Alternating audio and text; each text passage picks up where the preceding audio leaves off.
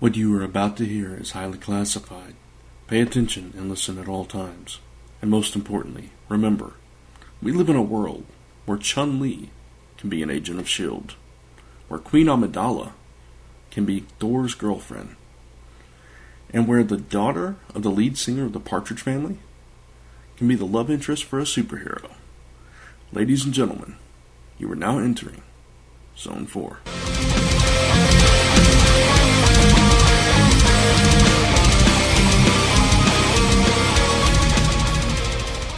And welcome back to the Zone. I'm Brant Fowler. I'm John Wilson. I'm Gordon Demowski. And I'm Captain Ron Fortier, and welcome back to Zone 4, episode 239. And before we get into any other things, a really quick little recap to say thank you once again to writer Thomas DJ for really being a fun guest last episode. And sorry you couldn't make it, Brant. I read your comments after, you'd gone through the show. But Thomas is a great guy. We had a lot of fun with him, and hopefully won't be the last time we have him on the show. Yeah, absolutely. And I apologize to you, Thomas, if you're listening for missing it.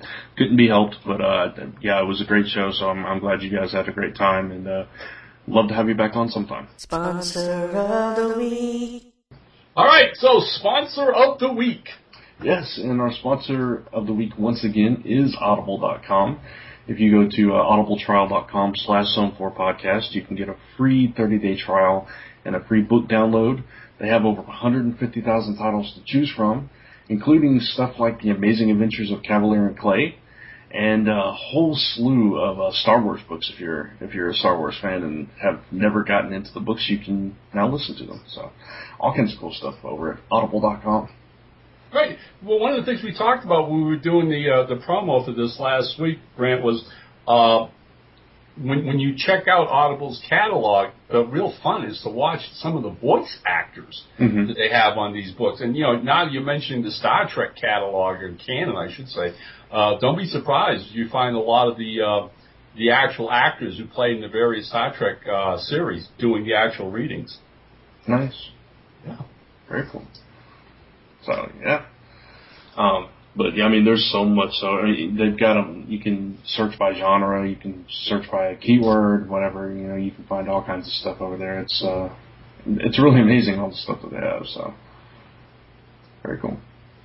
All right. So, I guess we should, actually, before we get into the news, I know most of us watch Agents of S.H.I.E.L.D., right? Yes. Okay. Mm-hmm. And we pretty much talked about it every episode so far. I'm assuming you guys saw the latest episode, I Spy? Yes, totally. Yes. I know John did. Let me bring up something real quick, because I've been seeing these comments online, and this is all positive stuff, but one fan on Facebook, and this is just right after the episode aired this past week, I believe, but he got on and we all do this. I mean, you tend to look at shows you like and then start comparing them to other shows in the past who've come along. Mm-hmm. And one of the things that this fan did, and it really made me sit back and think, and I went, oh my God, he's right, was he compared Agents of S.H.I.E.L.D. and its lightness and its breeziness, its combination of action and fun and all that, to the old Man from U.N.C.L.E. show. And, I sat back and I went, oh my God, that's totally right. It's done in that same vein. I don't know, Brant, if you were even old enough to catch those episodes, but I believe Gordon and John might have been fans. And what do you guys think? Very, very Uncle-like? I would say so. I kind of think of it, and I've said this publicly, is that I know there's been a lot of negativity about it being slight, not adult, and this is the kind of show that if there were no Marvel aspects to it whatsoever, if this were all from Joss Whedon's brain, the fans would be bending over backwards to praise him. True. Yes, indeed. But no, it does have that, it's very much, and for those complaining, there was a comment I read about, quote, enforced family values.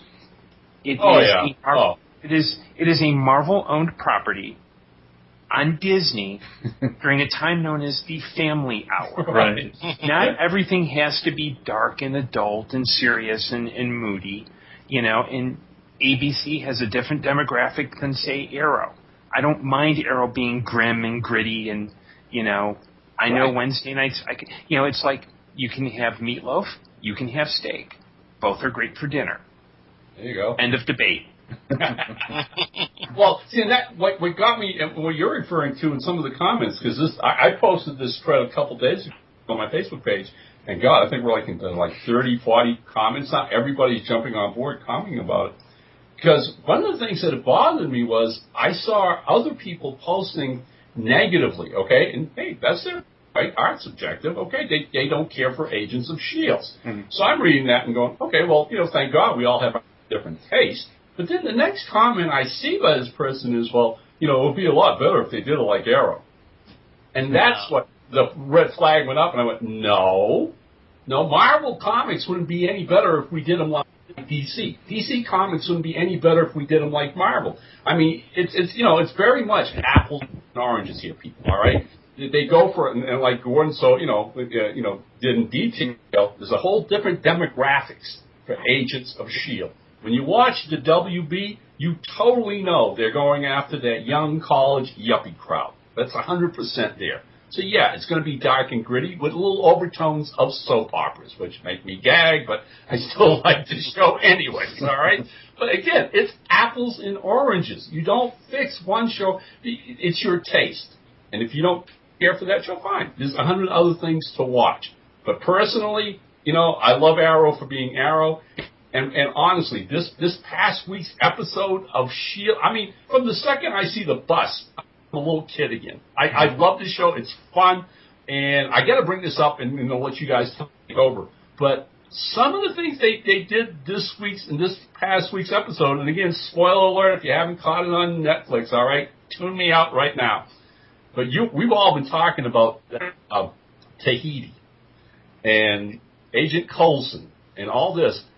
And this show revolved around the plot of him trying to save one of his old trainees. There's a scene in the show this week where she turns around and looks at May and goes, he's changed. Mm-hmm. And May goes, well, how do you mean? She goes, well, he isn't like he used to be. Which all of a sudden, if you think about the timeline, she's basically, because May's saying, well, this is the way he was in the Battle of New York. But this agent knew him even before then. Yeah. Which is what was the trip to me. And I went, oh, my God, the whole Tahiti thing goes even further back than the Battle of New York. Mm. That's interesting. Yeah. All right. Was the Coulson that we saw running around in the Avengers movie a life model decoy already? It's like, whoa. And but again, it's a fun show. I like the way they do it. I'm enjoying the characters a great deal. I know people are annoyed with Skye. Personally, she's a classic Josh Whedon character.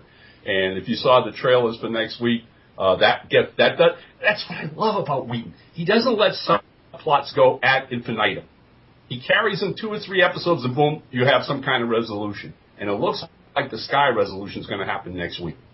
See, she's my favorite character. I don't get all the hate for her. Yeah, exactly.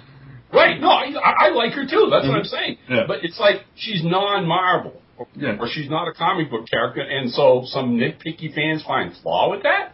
I guess. Give me a break, Oh, no. Actually, I think she's a classic Marvel character. She's conflicted. She's not what she seems. Yeah. She's playing both sides of the fence. Right. That's kind of got Spider-Woman written all over it in the last run of the Avengers. That would be so cool. Wouldn't that be awesome? But you touched on one point, Ron. You said it's fun, and I think that's the thing that people don't get. It's supposed to be fun, and it's not. I think people's expectations were so high because of Avengers, and this was tied to it, that they just, I don't know, some people just expected way too much of it. They built up their expectations too high, and for whatever reason in their minds it let them down. But for me, I just think it's fun. So. Oh, I do too. And the elements that I enjoy, I mean, you can't do $1 million movie every week, people. Mm-hmm. I mean, like the Avengers. That's impossible. If that's your expectations, then, hey, welcome to the real world. For what they managed to do, special effects and whatever, I got to tell you, I love the cast. I love the repartee between them. There were so many fun elements in this one this week, including, and this is another thing which reminds me of Man from U.N.C.L.E., is that they don't stay in town. I mean, we watch Arrow, and it's all centered in Starling City. Whereas Agent of S.H.I.E.L.D., I mean, you start on the bus. They were all over the globe this week. Yeah. And that's what I love about it, Go ahead, Gordon. And I was reading that the intro where they were in another country, they actually filmed that in Sweden. That wasn't a backlot. That is too cool. That is wicked cool.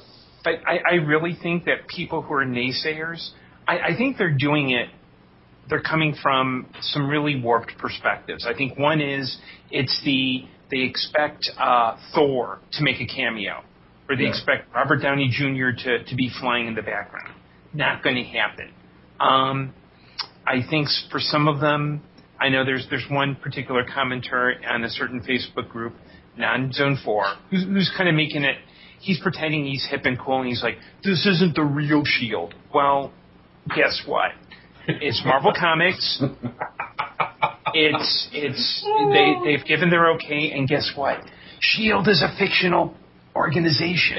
Amen. As far as you know. Yeah.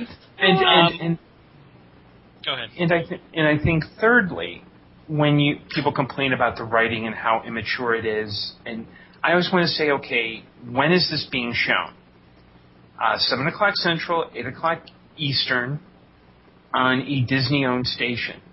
I think they're trying to go for, as far as I'm concerned, it may not be written to an adult level, but you know what? Sometimes at that point in the evening, you just want to turn on the TV and turn off your brain. Oh, right. And let's not disparage the family thing, okay? Because I'm seeing a lot of positive feedback by a lot of my colleagues, all right, younger colleagues too, guys with kids from the ages of like 10 to 13, 14, who are so happy because this is something they do with their kids. They look forward to it together. And what the heck is wrong with that? Bravo for Marvel for putting out something that you can enjoy with your kids. Well, something else that people are forgetting is that Avengers, the movie, was kind of childish and funny. Right. In many scenes. It was very, it was very slapsticky, very funny. I mean, just look at Loki getting the crap beat out of him by the Hulk by grabbing his foot and doing a Bam Bam thing, essentially doing a Bam Bam thing to him. Yep. There are jokes aplenty throughout that movie. Oh yeah. So, going back to what you were saying earlier about I ended up calling her the Eyeball Girl because I couldn't remember her name on Twitter, but what Eyeball Girl was saying about her, I'm surprised that May isn't picking up more on the changes because she knew him before too. Right. Because they used to talk about, being able to run their own show and everything. He mentioned that in the first episode. So, I wonder how May isn't necessarily picking it up either. I wonder what the disconnect or the deal is there. I kind of wonder if maybe she's so focused on her own, her own deal with, if she really wants to be a part of this and everything, that she's kind of putting all that aside.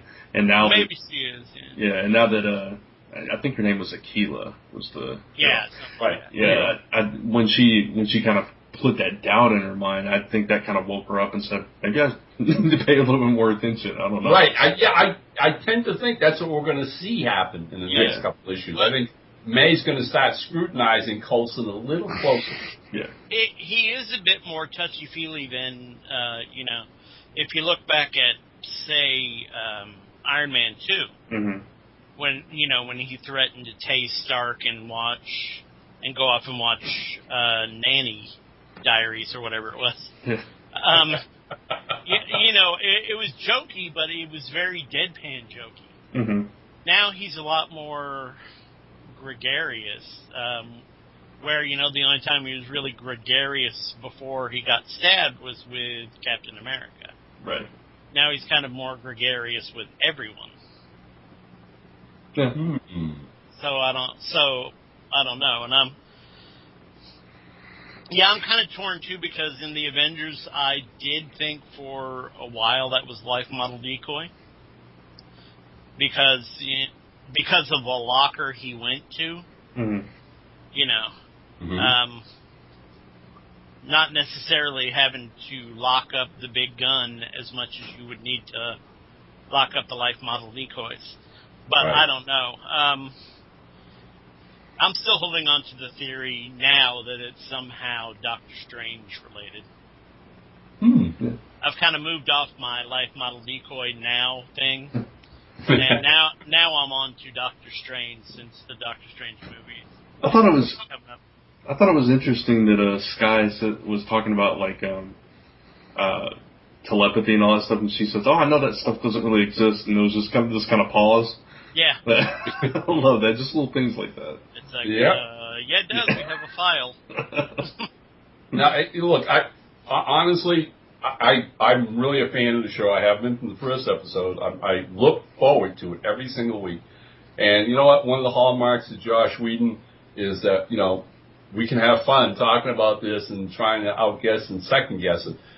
But Whedon is still a kid at heart enough that he holds surprises, you know, and zaps you. And that, to me, is also part of the fun of this show, because you know they're coming, okay? If you haven't figured that out yet, he has got some surprises waiting for us. And when we least expect it, he's going to blindside us. Yep. I agree. So I'm. As Brent was saying, it's pretty obvious I'm a fan. You just have to follow my Twitter on Tuesdays to figure that out. Oh, It's well, fun. I've got my authentic Nick Fury shield gun hanging over my desk right now. Nice. There you go. I'm wearing an eye patch. Not for any eye reason. He just likes to look mysterious. Yeah, basically. I really thought they'd give her an eye patch at the end too, instead of that, you know, That eye little cup thing, thing. Yeah, and I really could have done without the squish too. When they took her eye out, it's like the noise. Yeah, it's like the noise was worse than anything. Yeah, well, that one's for the naysayers. That's one where Yeah. it's like not disgusting enough. See, we gave you a squish. Now leave us alone. A squish and a detached eyeball. What more do you want? Oh shoot! But yeah, I think we're all still having a lot of fun with it. So very cool. I'm looking forward to next week's episode too. I want to see what happens with Sky. So. Yep.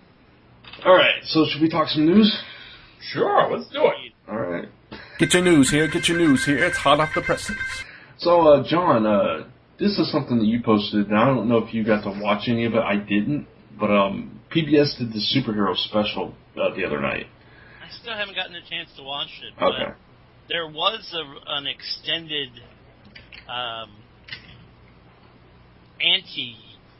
talking badly about it. Oh, thing really? Somewhere, yeah, they were saying they just sort of jumped and blew over some incredibly important things. Unfortunately, I don't have that in front of me, but yeah, they were upset by what they covered and what they didn't cover mostly. Okay.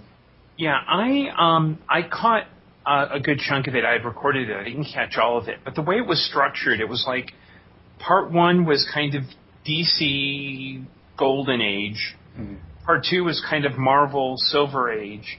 And then part three seemed to be kind of the comics industry right now and Comic Cons. And it was kind of like a shortened version of that really bad Morgan Spurlock documentary about Comic Con.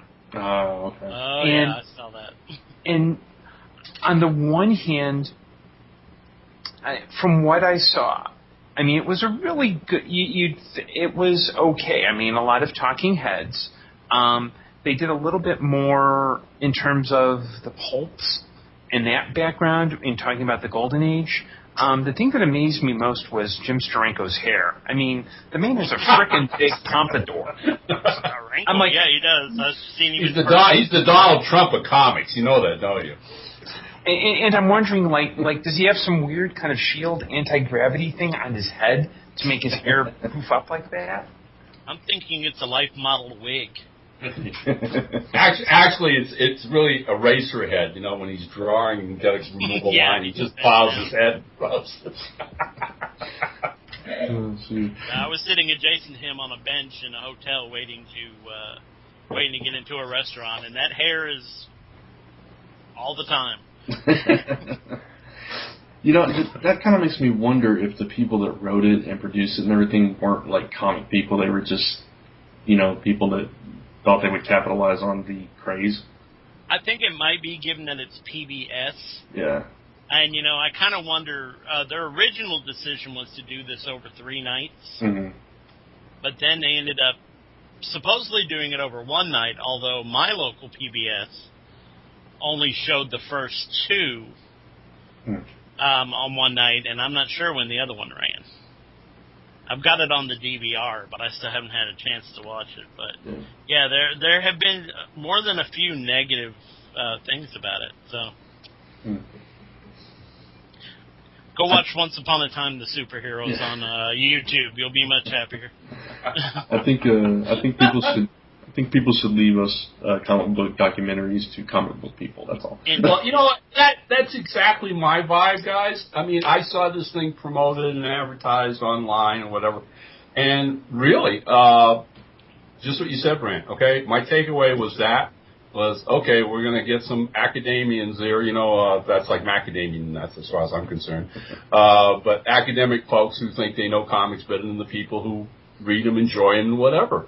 And you know, I get the concept of wanting to do critical analysis of comics as far as, you know, social relevance and all that good stuff, all right? But when you put on something like this, I mean, it's like they have this, like, know-it-all attitude, which turns me off totally the wrong way, and it's not what comics are ever about to me, all right? They're about fun and kids and young at heart and all that good stuff.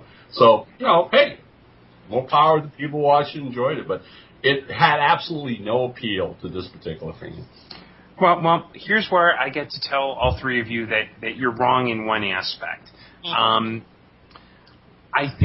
don't think this documentary was meant for comics people. I don't think it was intended to be geared towards people like us who know this.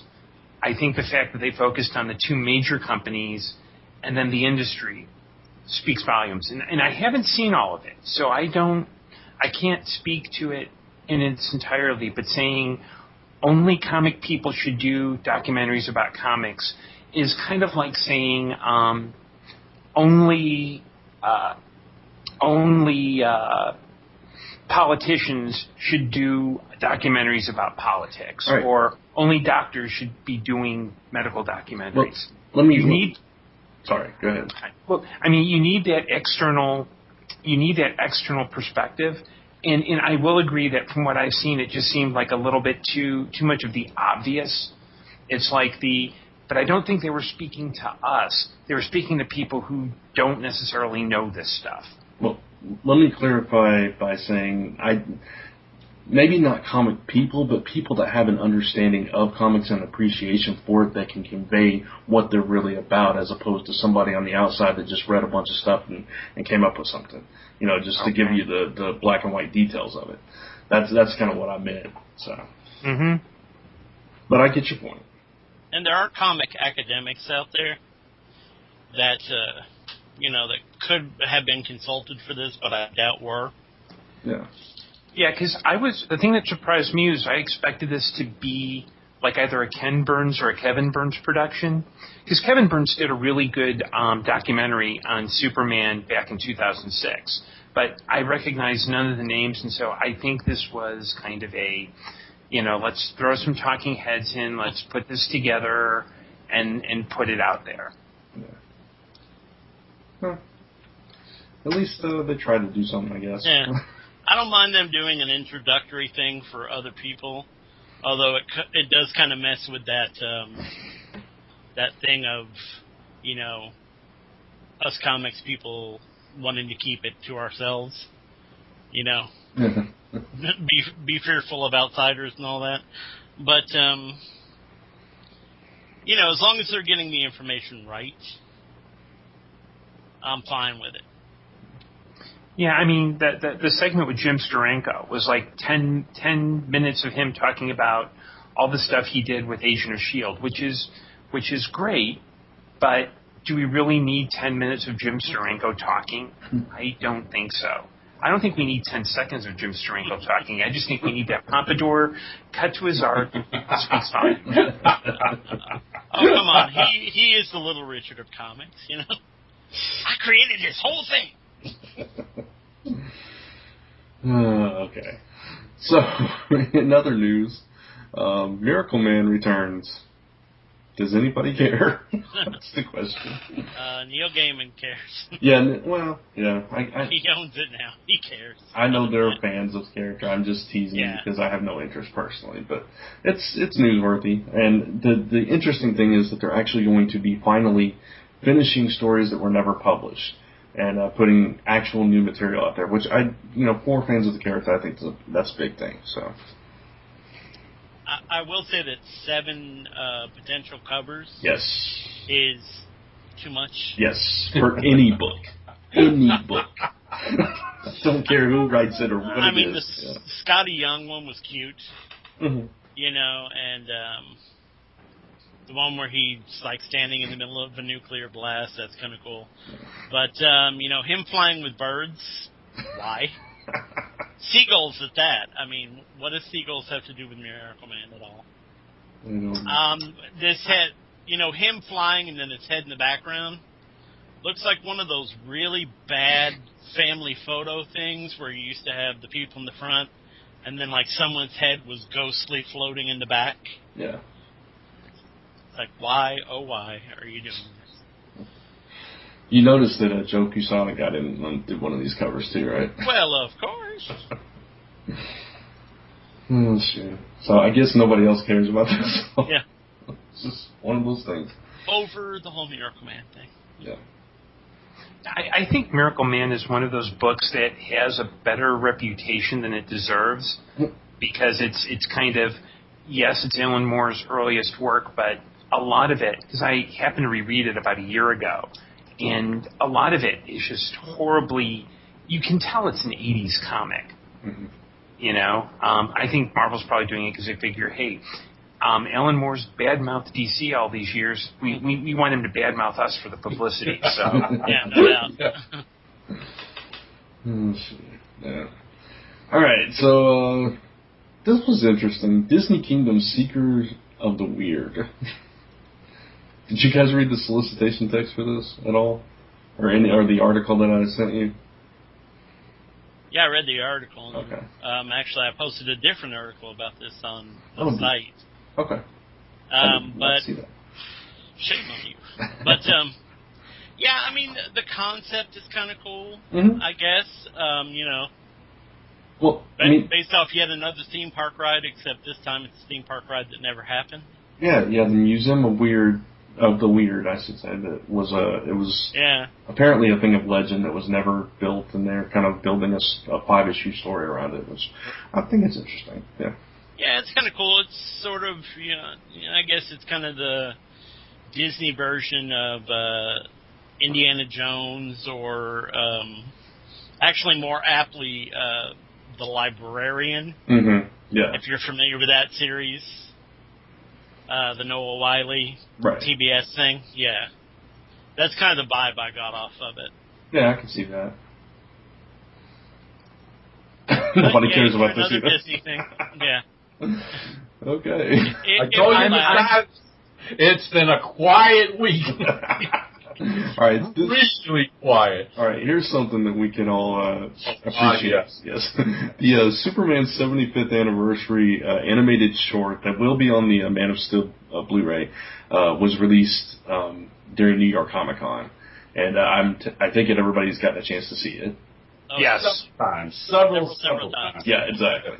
This thing is phenomenal. I gotta say, for anybody that hasn't seen it, which I can't imagine any comic fan hasn't, but it basically chronicles Superman from every version of TV and animation, from, you know, the beginning to the present, showing every costume change, him jumping off covers like the first Action Comics cover and all this stuff, and it's brilliantly done, and it's fun, and it kind of speaks to me what kind of what comics are in just a very simple way.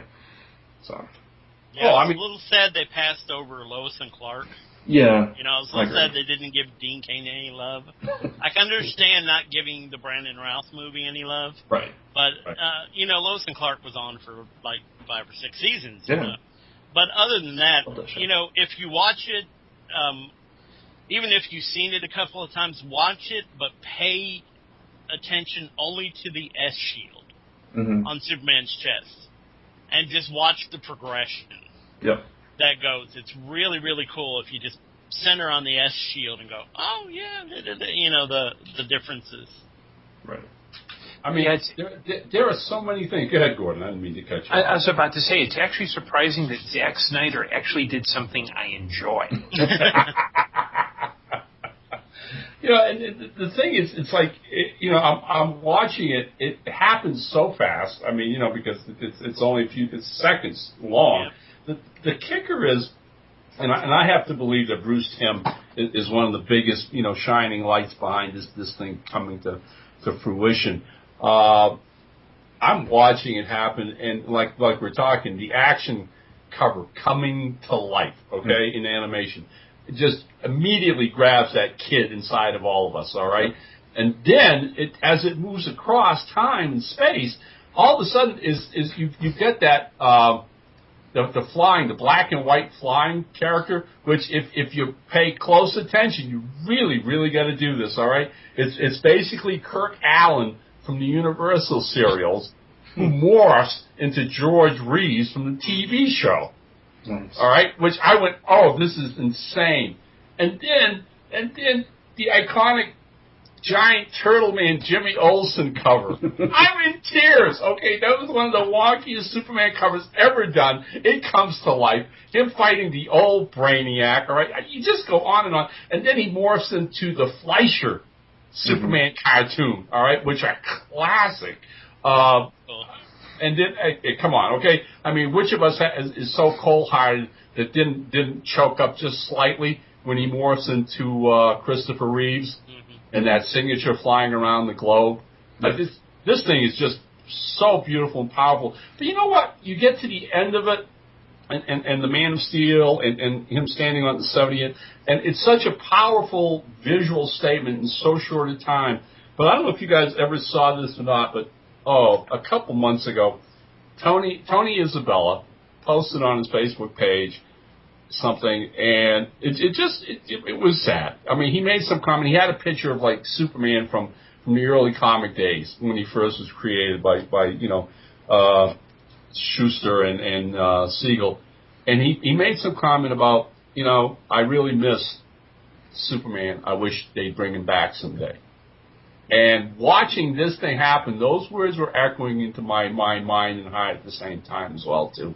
Because we've gone a long ways, as that thing shows us really quickly, from that action cover and what these two Cleveland boys did to what we have today, which is this multi-million-dollar mega corporation icon, So, there you go. But yeah, I would encourage anybody, if you haven't seen it, to check it out. And it is on comicforliving.com, so. Yeah, and for people who didn't read the article or even seen it, just a heads up, this is going to be an extra on the Man of Steel Blu-ray disc when it comes out. So there you go. Yeah. Much like Agent Carter was a real incentive to pick up Iron Man 3, just to have this little piece of animation, it's going to be well worth picking up that Blu-ray movie. Yep. All right. Was there any other news that anybody wanted to bring up before we get into the next one? No. Anything else you saw? Stephanie Brown is back, or will be back. I like that. I hope they do. I thought you would. Yeah, I hope they do her justice in the New 52. Yeah, and they found nine presumably lost episodes of Doctor Who were released last week on iTunes. Yeah, that's amazing. I know you wanted to talk about that, so. Did you see the infograph they did, Gordon? Not yet. I'll have to see if I can find it and send it to you. But someone did an infograph where they detailed where and when they found a lot of these lost episodes that have been popping up. Right. Well, it's interesting. First, I think there's so much to talk about with this. I'd love to do a whole other episode about it because I know we've got a full agenda. But the interesting thing was that the way these episodes were found was before, when the BBC would go out to find episodes, they'd send like an email or letter saying, hey, if you got episodes, please let us know. The way these episodes were found was someone actually got on a plane, flew to Nigeria, and actually looked in this relay station and found these film cans of old Doctor Who. So it's that's probably why a lot of news from New York kind of got deafened, is that this was really big news. And no, I have not seen the episodes yet because I don't have iTunes. Well, and they showed the picture of one of these things, and it sort of reminded me of the end of Indiana Jones, the length and breadth of this can area where they had all these canned films. Right. That's what I'm saying, because listening to Gordon talk about somebody actually flying halfway around the world to find this, and I'm going, forget about the Ark. We just found lost tapes of Doctor Who. All right. That's awesome, though. Yeah. It is. It's absolutely phenomenal, and it's going to be really, really exciting to see BBC, parcel these out eventually to the fans. Yeah. Mm-hmm. Very cool. But we'll definitely be talking more about that in the future. One thing I did want to point out, it's just a small news story, but it's kind of interesting. I don't know if you guys saw this, but recently IDW created a new division called IDW Games, and now they've announced IDW Entertainment, where it's a division of the company to fund and develop and produce television properties based on their existing comic properties. Okay. Yeah, so I thought that was interesting. I mean, yeah, well, that could prove to be very interesting. Yeah. IDW has some really cool properties right now, and it would be nice to see some of those develop. Yeah, absolutely.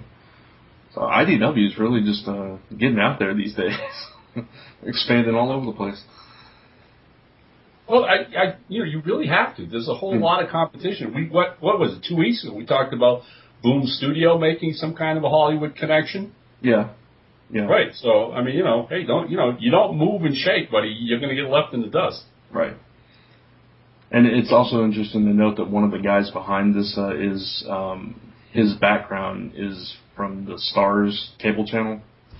So yeah, he knows a little thing or two about doing this kind of stuff. So. Very cool. Very cool. Well, I mean, IDW is doing Rocketeer now. I mean, God, what if somebody could pick that up? Please. Oh, yo. Oh. Were you going to say something, John? Yeah, well, another little story that I thought was cute. Mm-hmm. Dynamite is doing this thing called Little Dynamites. Yeah. Where they take their more serious and adult as in mature, not adult as in Mao Checka Mau Mau comics. And they're making like kid-friendly versions of them. Right. Like Little Battlestar Galactica, Little Ernie for Evil Ernie, Little Sonya, Little Vampy, Little Bionic Kids. Yeah. With Bigfoot in it, apparently. So. Yeah, I think Art Balthazar and Franco are doing one of those. The people that do like Tiny Titans and all that. Oh yeah, I think so. But even the covers are just cute. Yeah. With the like Battlestar Galactica, they're shooting at a Cylon with a water gun. Yeah, I'm just waiting for Little Shadow and Little Spider. Yeah. That'd be nice. That'd be cute. Oh, a guy in a cape that's way too long, hiding around the corner. Yeah. All right. Anything else? Very darn little. Okay. Yeah, I know. All right. ties into something we already mentioned. We'll probably talk about a little bit if anybody's up to date on the episodes, that is. But Michael Jai White is Bronze Tiger on Arrow.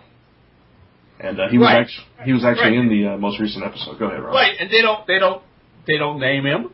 Yeah. He pops up for 2 fights, and then he's gone. True. And I'm like, what the heck? Yeah. You know, my wife's watching the show with me, all right?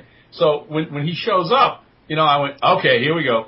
And she goes, here we go, what? I said, well, that's a villain from the DC world. She goes, it is? I said, yeah, it's Bronze Tiger. So they do this little fight, the cops go, and he runs off. And then she just looks at me like, puts her hands up, palms out, like, duh. Yeah, I mean, come on. What, I mean, you can't even identify the guy for a second? Give us a little background or something? I mean, talk about a cameo. Holy smokes. Yeah. I assume he wasn't wearing any of his tiger paraphernalia. Just the claws. Just the claws. Just the claws. Yeah. But I mean, yeah, I expected him to change into Spawn any minute. You know? Hey. well, here's one thing about Michael Jai White. He's great in action scenes. He's terrible in speaking roles. I'm sorry. But, yeah, maybe that's kind of why they only had him in those 2 brief fighting scenes. But, try to sit through the Spawn movie. You'll figure that out. Exactly. Mm-hmm. Well, it was a nice cameo. Don't get me wrong. The action was cool, but you know, hey, I like a little more exposition there, people. Okay, I mean, we could have done with a little more exposition on who his villains are than him and Laurel having their little soap opera moment that I referred to earlier. Okay, I mean, come on, talk about slowing down a narrative every single week. Yeah. Well, this and that, we can't be together. They couldn't be together when Tommy was alive. Now Tommy's dead. They can't be together. It's like, you know, Ollie, move on, okay? Black Canary's coming. Leave this lawyer ditz in the background, okay? Speaking of which, we got in the first episode, we got a very small cameo from her. Which was 10 times better than this bronze. I agree. I agree. I did appreciate the little red arrow that Roy got at the end of the second episode, though. That was cool. Yeah. That was very cool. And no offense, but Felicity gets hotter every week. I agree. Oh, my God. I don't care. I don't even care we see Ollie at all. Felicity, I'm in love with Felicity. End of story. There you go.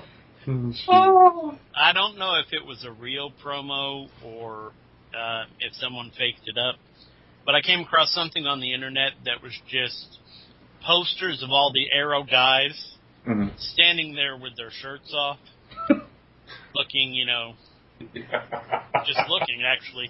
They weren't looking anything. Well, it is the CW, after all. Yeah, I mean, they had the classic one with Arrow beat up and clawed up and all that. Yeah. I think they had the others. And Dingle looked like someone photoshopped him a little bit. Because he was much more buff than he looks on the show. I think, speaking of that, I think the second episode of the season, I think Ollie had his shirt off more than he had it on. Oh, God. Sadly, yeah. But once again, it is the CW. Exactly. They know their target market. But, no, I mean, the second season so far, I agree that they've amped up that soap opera stuff a little bit too much, which, I can do without it as well. But I do think it's interesting that Laurel is now hunting the vigilante. And at the end of the first episode where he looks at the Green Arrow and says he doesn't want to be called the Hood anymore. Right. And then they left us there. They didn't spawn it. I never go back, yeah. Right. And here's where this is a total positive as far as I'm concerned, though, okay? And that's the ending of this week's episode. Mm-hmm. Which was, I mean, if you're a guy like me who grew up loving the old movie cliffhangers, that was easily one of the best cliffhanging endings that show has had so far. In her office, surrounded by 20,000 cops, and he's got his arrow up like he's going to use it. My wife going, he ain't getting out of this one. I said, well, we shall see next week. Yep. That was a cliffhanger. Mm-hmm. Yeah.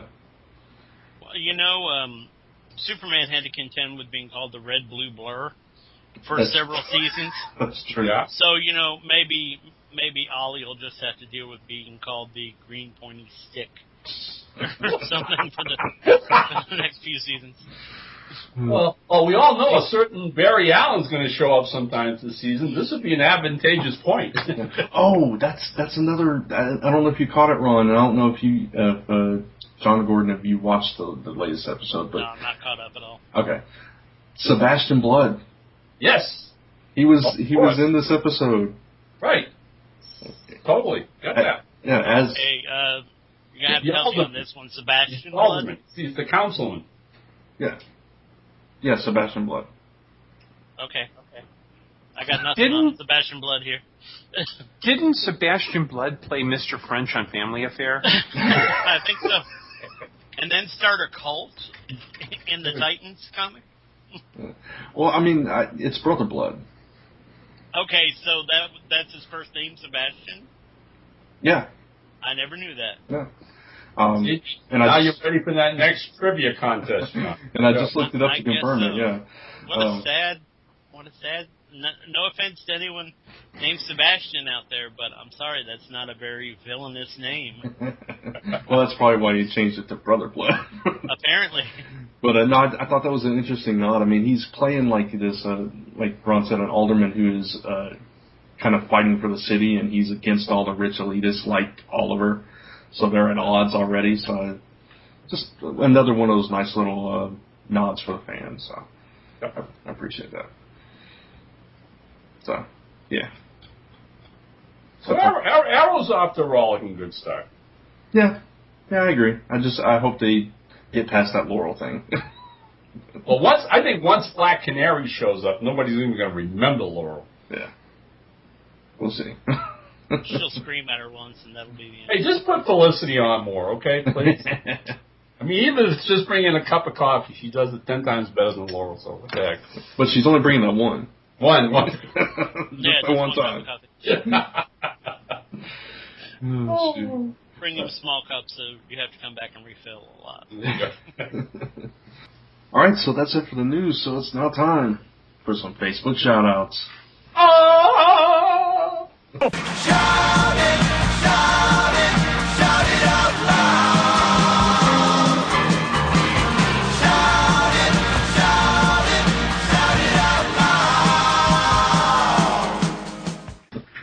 Crash. All right, so this week the honor falls to me, and we have 2 new shout-outs. Hot dog. That's awesome. All right, so first up we have Robert Michael, and apparently Ron is not connected with him on Facebook, so, so I have no information on him. I tried. He hasn't confirmed yet. But he's a writer. He likes pulp magazines. He's a fan of Zone 4, obviously. Daily cartoonist and comic archives, and he plays The World Among Us, Comic Conquest, Toys, and Tunes. Never heard of any of that, but sounds cool. Yep. He has 2 first names. I don't trust him. Right, Robert Michael. Oh, shoot. But, yeah, so there's our first new shout-out, which we definitely appreciate. And our second shout-out, I do know a little bit about. Alyssa Justice. She is the colorist on Comic Related's New Comic Day. Yeah, she's... Nice name, too. Yeah, definitely. It's like she just stepped right out of a comic book. I know. It's probably fake. But she studied creative writing at Arkansas Tech University, lives in Clarksville, Arkansas, and is married to Alan Justice. So apparently it's real. Maybe. They're fooling us all. But Yeah. as far as... yeah. I was about to say, for them, I see a wacky comedy called The Justice Family. There Yeah, you go. I was thinking the same thing. It's a New Comic Day spinoff. Right, wannabe superheroes that... But her music tastes fall into the likes of Dresden Dolls, which I've never heard of. It sounds very My intriguing. Woman. That's Amanda Palmer's first. Ah, okay. LMFAO. I'm not going to spell that out for you. Weird Al Yankovic and the Black Eyed Peas. I'm in love with this woman. Movies, she loves the Avengers, Hulk, Captain America, Brave, Star Trek Into the Darkness. And TV shows, you're going to continue loving her, John. Once Upon a Time in Wonderland, Batman Beyond, Alphas, Teen Titans, Go, and Supernatural. And books, Catching Fire, which I think is the second book in the Hunger Games trilogy, or whatever. Maximum Ride, Adler's Watch, and Hitchhiker's Guide to the Galaxy. We could have been magic together. She hadn't read the stupid Hunger Games book. How sad. Actually, John, those Hunger Games books are actually pretty darn good. Are they? Yeah, I've I read should make them. fun of books I've never read, but somebody lent it to me, and I've read like the first few chapters of the first one. It's pretty good. All right, so those are our new shout-outs for this week. Thank you so much for liking us on Facebook and being fans and supporters of the show. We appreciate it. We need more, so tell all your friends and get some more likes for us to talk about next week. And you do that by going to our Facebook page at facebook.com/Some4Podcast, hitting the like button, and we will shout you out on the show, possibly make fun of you, but definitely appreciate you. Mm-hmm. There you go. Yeah. make fun All of right. what we love. Exactly. All right, so that brings us to topic time. Topic time! There's a little strain there, huh? Hurt yourself there, Ron? A little bit. I gotta sit down. Topic time. It's topic time. TV talk. But our topic this time is something I've actually seen a couple of people start to bring up, and I thought it would be an interesting topic for the show, which is, are there too many superhero-ish, sci-fi, superhero, fantasy kind of TV shows on TV these days? Because, we do see a lot of those kind of, mixed genre kind of shows popping up on every network these days. So what do you guys think is an overview, and then we'll kind of get into more in-depth. You think there's too much, not enough, just right? You think there's room for more? I think there's always room for more. Okay. I don't think we're anywhere near the tipping point on superhero shows yet. Okay. I kind of think of them as this, I don't want to say this generation, but let's say this season's shows that have the letters C, S, and I in it. Yes. Thank you. There are so many of those procedural shows Right. that came out a while back, anything from the obvious CSI ones to the NCIS ones. Law and Order, we've had enough. Law and Order is more than enough. Bones is essentially that too, but with kind of a love story tacked onto it. And Castle is kind of the same as well. And some of them are very good, and some of them are, should have been put out to pasture a long time ago. But I don't think we're anywhere near that point right now on superhero shows, because there is a lot more diversity to be had in superhero shows than there is in, say, your average medical drama, your average cop drama, Mm-hmm. Stuff like that. There's a lot. You can do a lot more with it. As we were saying earlier, Agents of S.H.I.E.L.D. is nothing like Arrow. Right. The Right. fact that they're both comics is really their only connection. Yeah. And, it surprises me, and then I'll let you guys chime in as well. It surprises me that a lot of this criticism is coming from comic fans, and I'm like, we've been clamoring for this kind of thing for ages, and we finally get it, and it's too much for you already. Yeah, well, I'm thinking that thing I mentioned earlier about there being some comic fans that don't want the normals, the straights, Yeah. the others, whatever you want to call them, to get in on our thing. Right. And that's kind of a stupid idea, ultimately, because the more people you have in, the more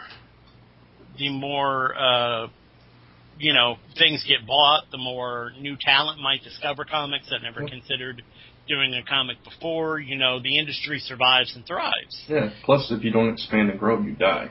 Yeah, indeed. And, sure, the speculator thing back in the early 90s nearly killed comics.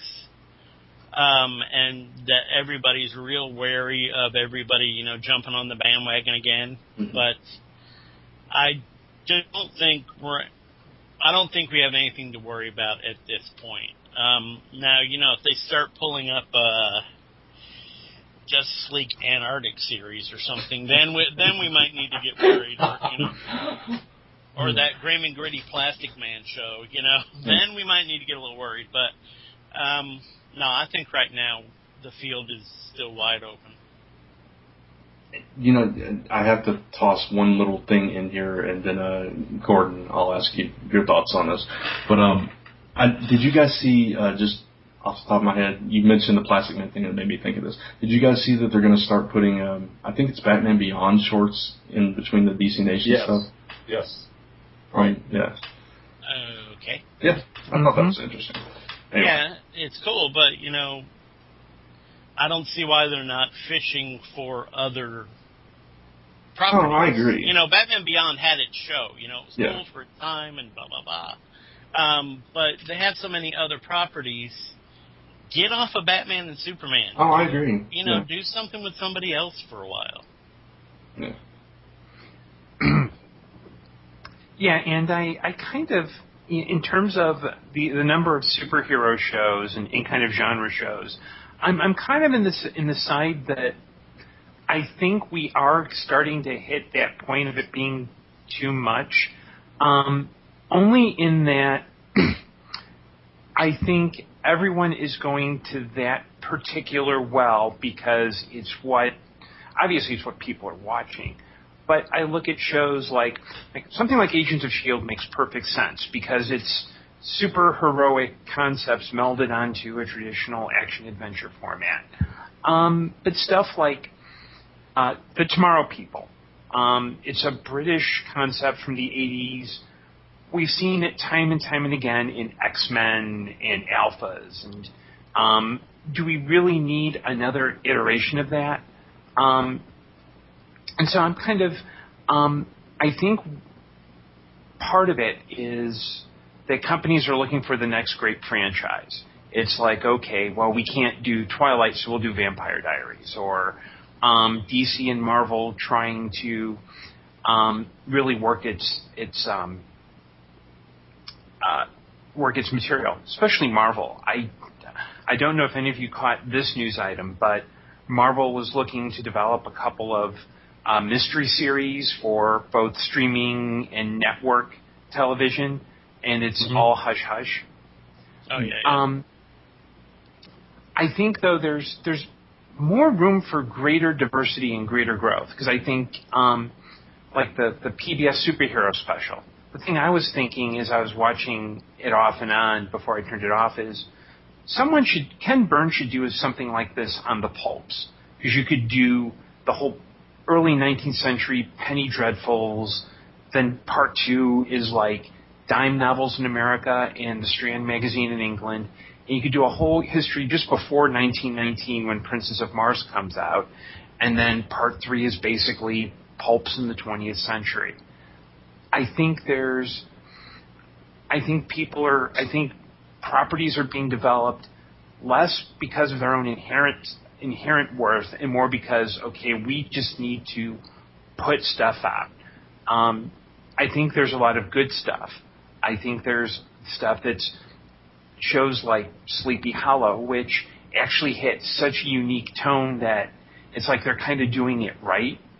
But I think we're starting to approach the saturation point where either we need to start encouraging people to develop their own thing, or we need to really look at, are people developing this stuff because there's something inherently valuable in it, or are they doing it to kind of ape another trend? I mean, that's just my opinion. I could be wrong.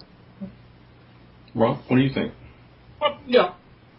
I tend to agree with what all of you have said so far.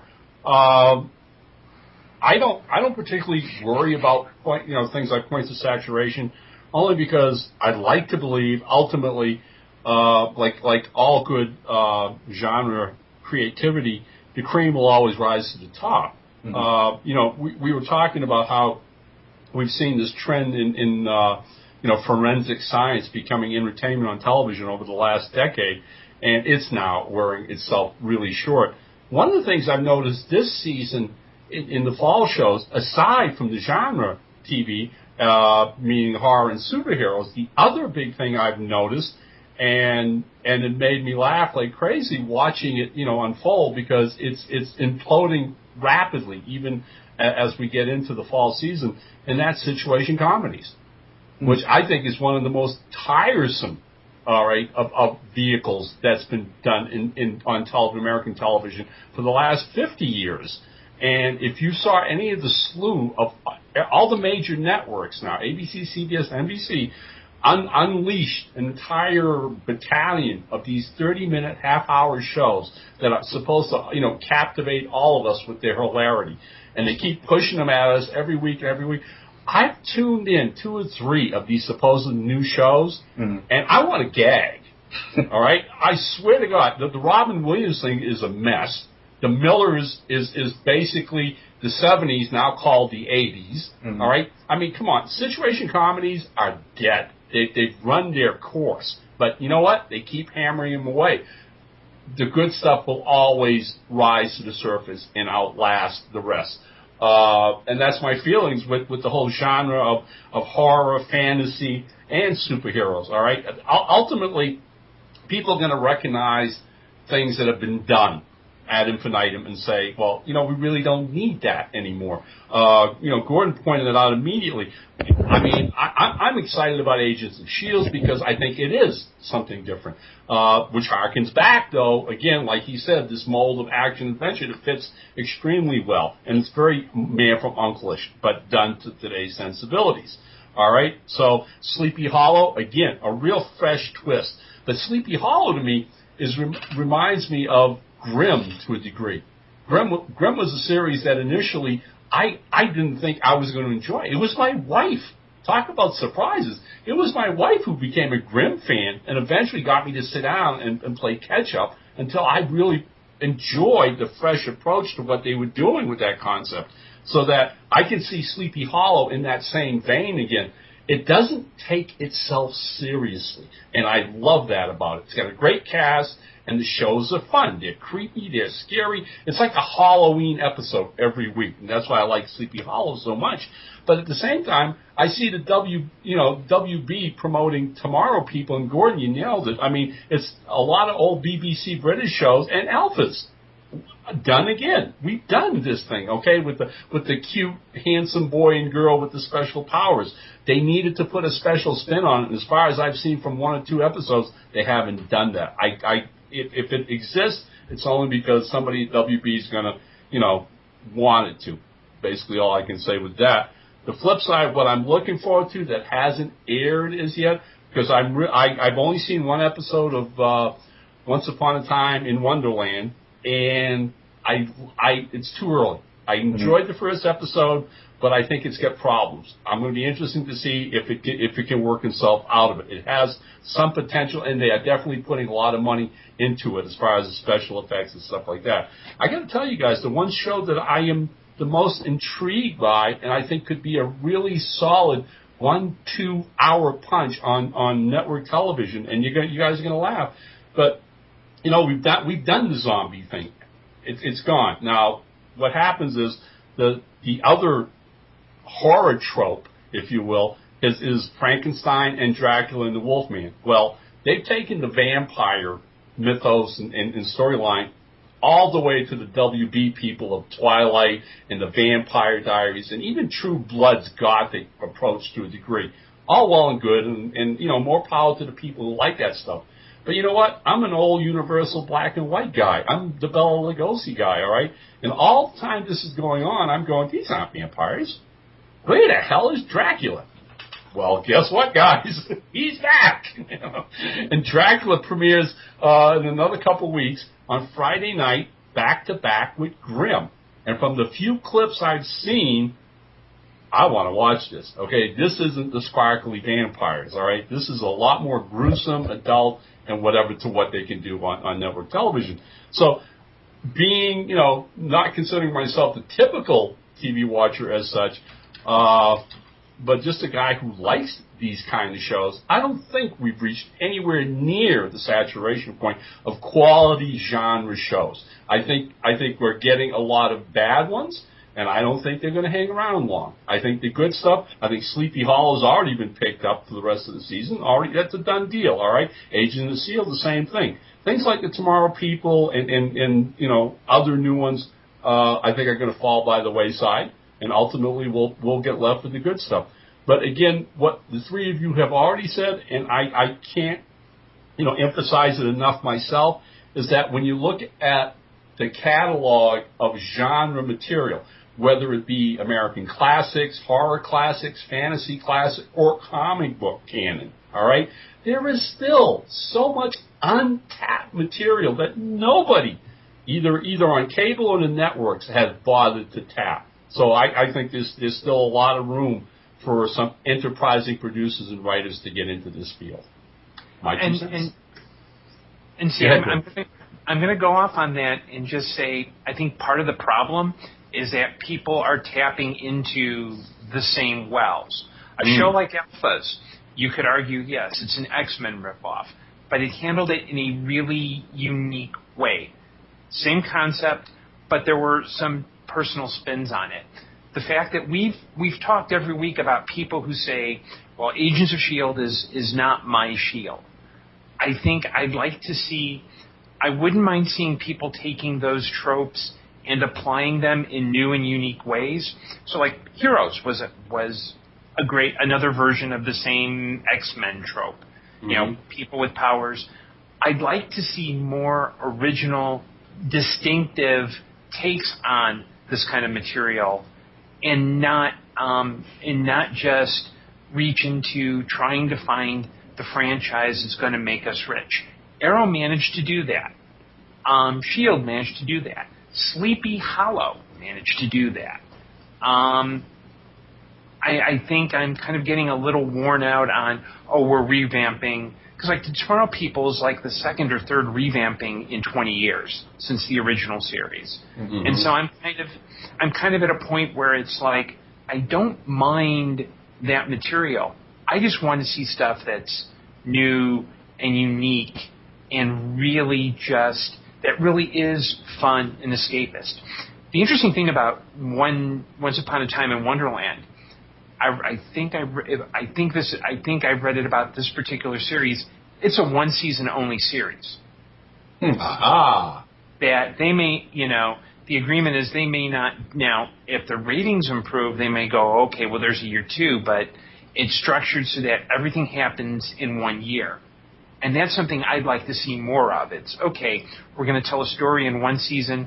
If we get another season, that's fine, but to really focus on doing things of quality.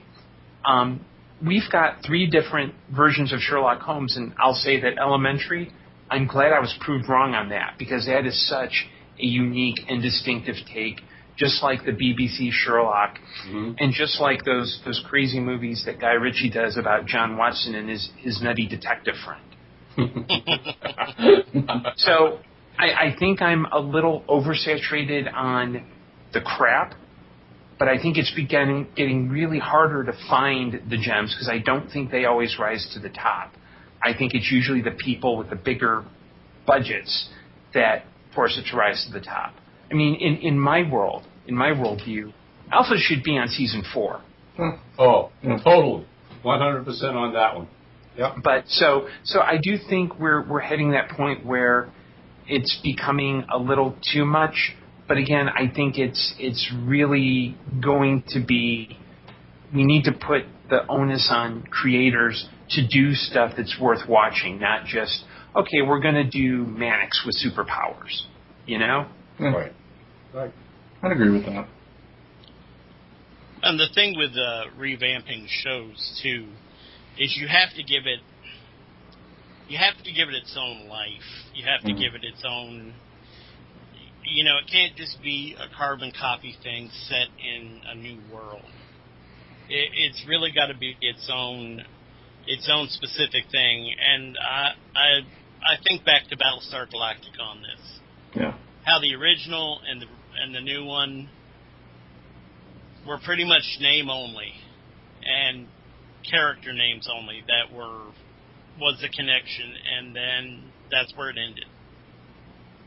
A totally different take, totally different speed, totally different voice on the whole thing.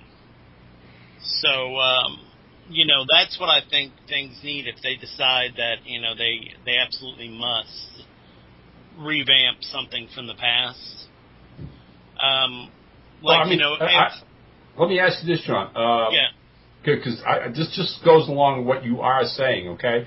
One of the surprise hits of the last 3 seasons was the revamp, all of what you just said, of Hawaii Five-0. Mm-hmm. Yeah. Okay? I mean, they kept the name of the characters, but they aren't the same characters. Right.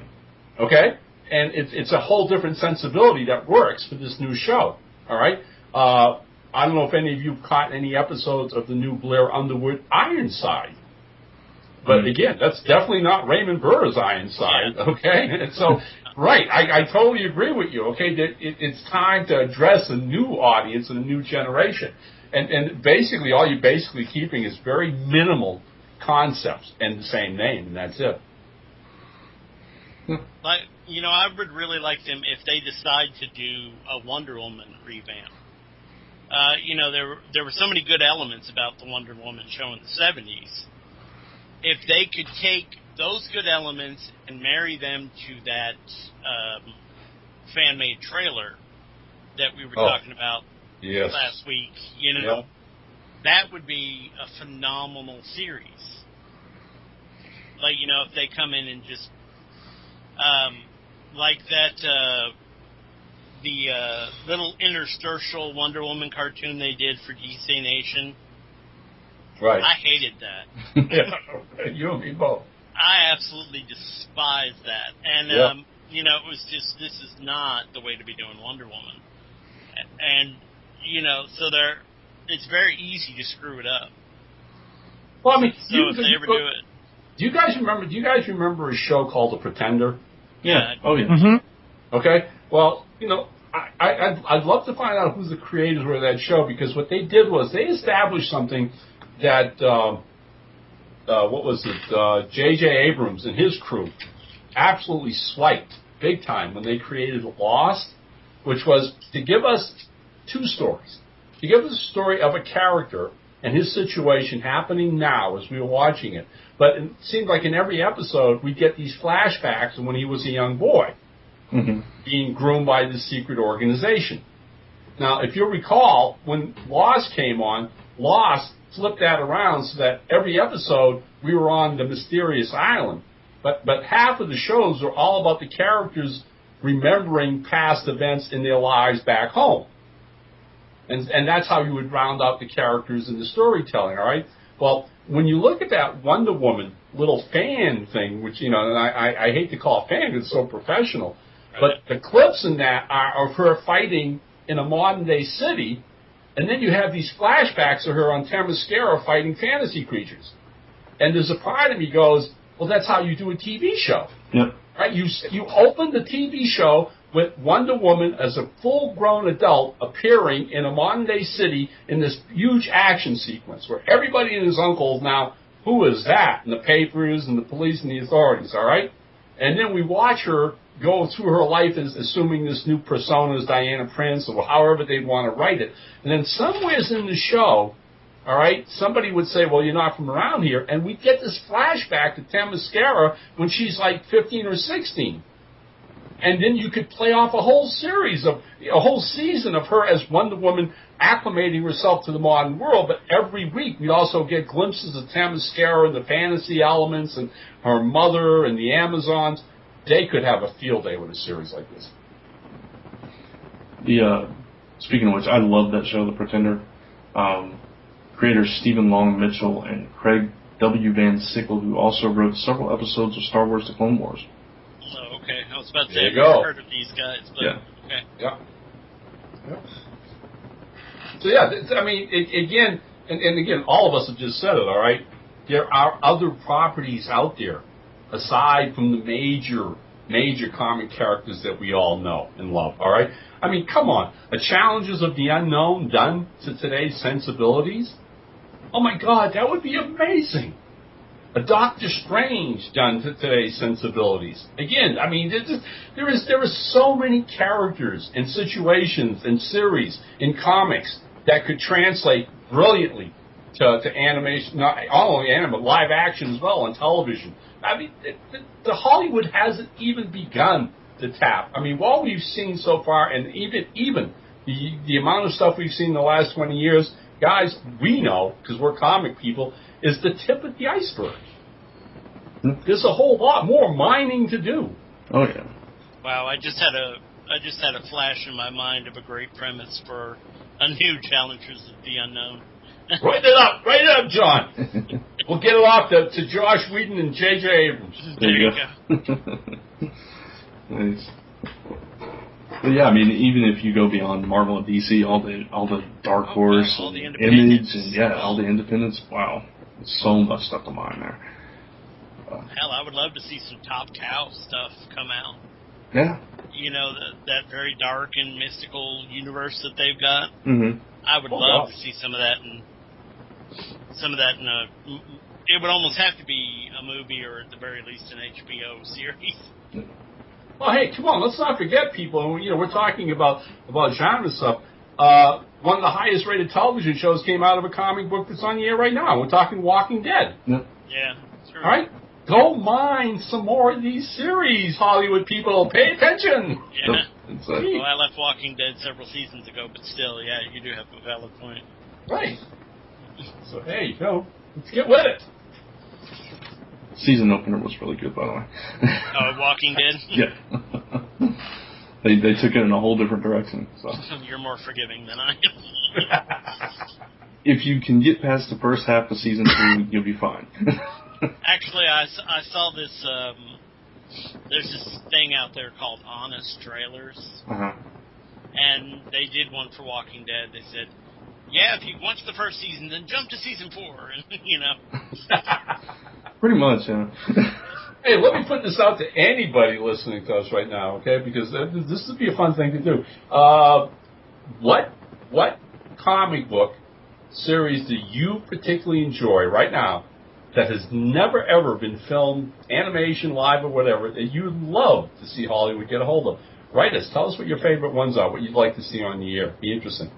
Yeah, that should be an easy one, because there are hundreds that I can think of off the top of my head. Yep. That'd be great. Mm-hmm. Well, I guess that pretty much wraps up our thoughts on that basic topic. So, I think we've said all we need to say anyway. But yeah, like Ron said, we'd love to hear your thoughts. Get with it, Hollywood. Yeah, and Hollywood, get with it and do some stuff right for a change.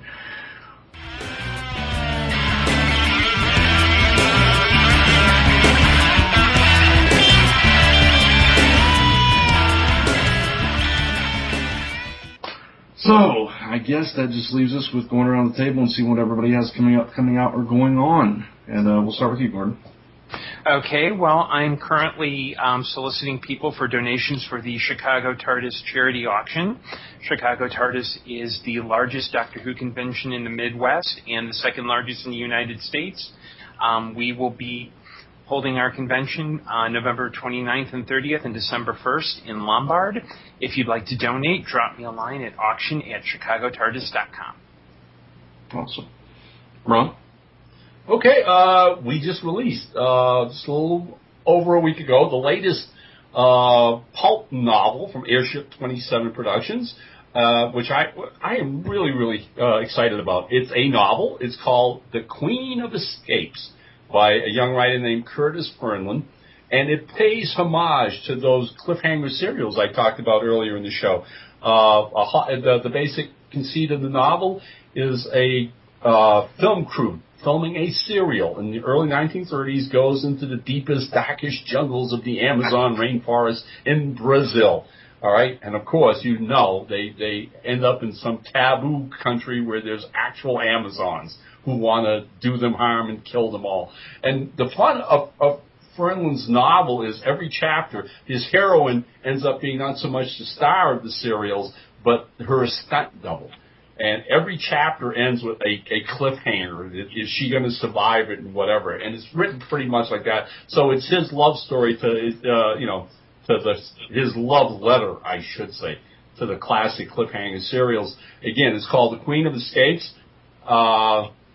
It features interior illustrations by James Lyle and a gorgeous cover by a guy named Andy Fish.